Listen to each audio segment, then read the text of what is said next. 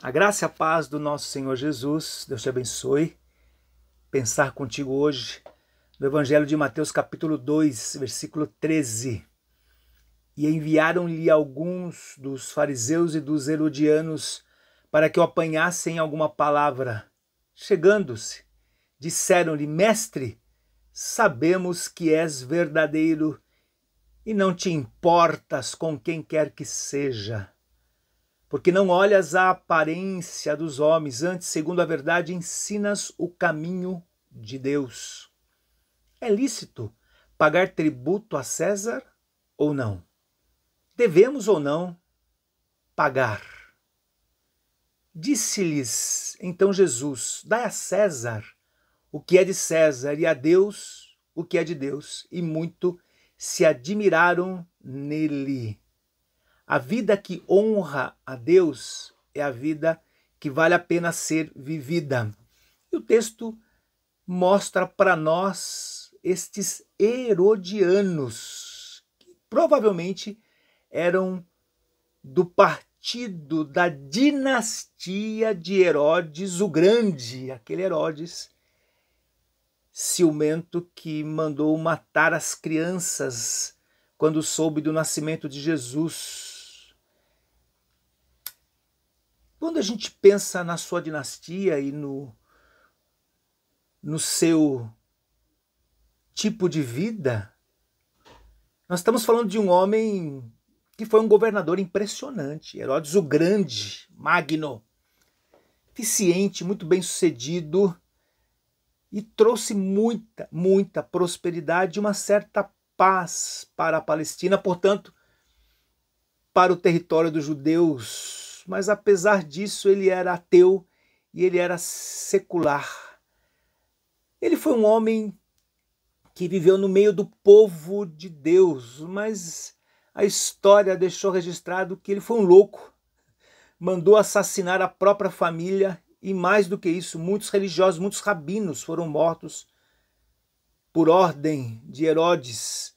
Uma outra coisa interessante é que o segundo templo, o próprio templo de Deus, levou o seu nome, o templo de Herodes. Então nós estamos diante aqui de dois reis, de duas possibilidades de existência de governo. Um é o Herodes experiente, por 33 anos reinou e depois deixou Herodes o Antipas, que é o Herodes dessa época de Jesus. E nós temos, por outro lado, o rei Jesus, que a partir dos 30 anos vive para sempre e inicia uma família para a eternidade. O que eu quero destacar para vocês aqui, nesse conflito de governo, é que a falta de perspectiva da realidade de Deus por conta desta família herodiana mostra para nós o risco, o perigo de focar uma existência apenas no egoísmo. E o egoísmo leva ao egocentrismo. Eu sou mais eu não preciso de ninguém. E esta foi a sua ruína.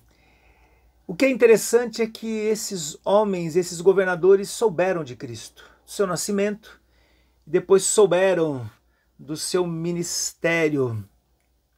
Mas eles não entendiam nada de Deus, não entendiam nada da salvação. E o pior, demonstraram uma total desonra, um total desrespeito, um total tipo de vida que desconsidera o Criador. Herodes e seus seguidores, se soubessem da verdade, se soubessem de fato sobre a fragilidade da existência, teriam uma atitude que se espera. A vida que adora a Deus é a vida que vale a pena ser vivida. E a lição é clara para todos nós. Não é porque nós temos gente no meio do povo de Deus como Herodes, o pai e o filho.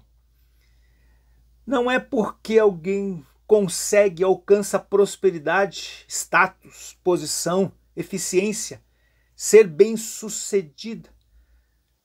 Estes não podem ser os sinais, apenas estes, que a bênção de Deus está sobre essa pessoa. O fato é que discípulo de Jesus, aqueles que andam com Cristo, estes sim, alcançarão a mente e o coração de Deus e lhe confere um real prestígio, prestígio de fato, o Rei dos Reis. Ainda que tenha nascido numa manjedoura, oferecer a ele a honra que lhe é devida, o gesto de prostração e reverência. Receber respeitosamente Jesus e andar com ele e depender dele. Essa é a vida que honra a Deus. E a vida que honra a Deus é a vida que vale a pena ser vivida. Vamos agradecer? Obrigado, Senhor, por tocar o nosso coração e nos dar esse privilégio de viver a vida em Cristo. Obrigado. Siga com essa perspectiva correta. Um dia Cristo nos tocou e nos chamou para viver com Ele a melhor experiência da nossa existência. Deus te abençoe. Boa semana.